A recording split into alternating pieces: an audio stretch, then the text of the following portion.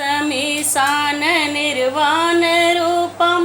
विभुं व्यापकं ब्रह्मवेदस्वरूपं नमामि समीशान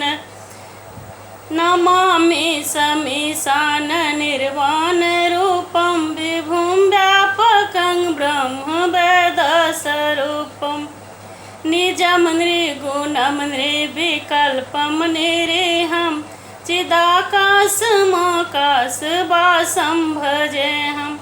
निराकार ओंकार मूलं तुरीयं गिराज्ञानगोतीतमीशं गिरीशं करालं महाकालकालं कृपालं गुणागार संसार पारं नतोऽहम् नमामि समीशान निर्वाणरूपं विभुं व्यापकं ब्रह्मवेदस्वरूपं तुषारादिसङ्काशगौरं गभीरं मनोभूतकोटिप्रभाश्रीशरीरं अस्फुटमौलिकलोलने चारुगङ्गा लसद्भालुबालेन्दुकण्ठे भुजङ्गा चलत्कुण्डलं भूषुनेत्रं विशालं प्रसन्नाननं नीलकण्ठं दयालं मृगाधीशजन्माम्बरं मुण्डमालं प्रियं शङ्करं सर्वनाथं भजामि नमामि समीशान निर्वाणरूपं विभुं व्यापकं ब्रह्मवेदस्वरूपं प्रचण्डं प्रकृष्टं प्रगल्भपरेशम् अखण्डम् अजं भानुकोटिप्रकाशं त्रिशूलनिर्मूलं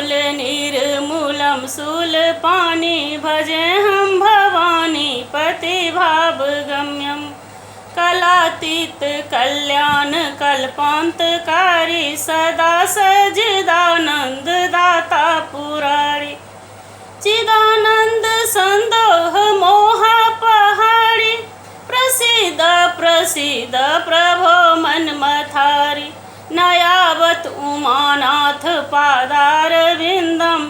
भजन्ति हि लोके परे वा नरान् नयावत सुखं शान्ति सन्तापनाशं प्रसीद प्रभो सर्वभूताधिवासम्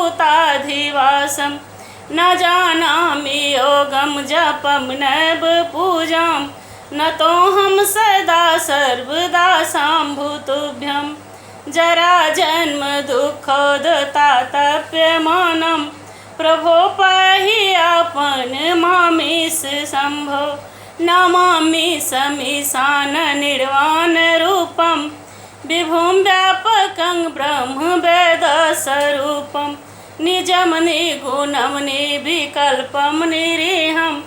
चिदाकाशमाकाशवासं भजेऽहं नमामि समीशान निर्वाणरूपं विभुं व्यापकं ब्रह्मवेदस्वरूपम्।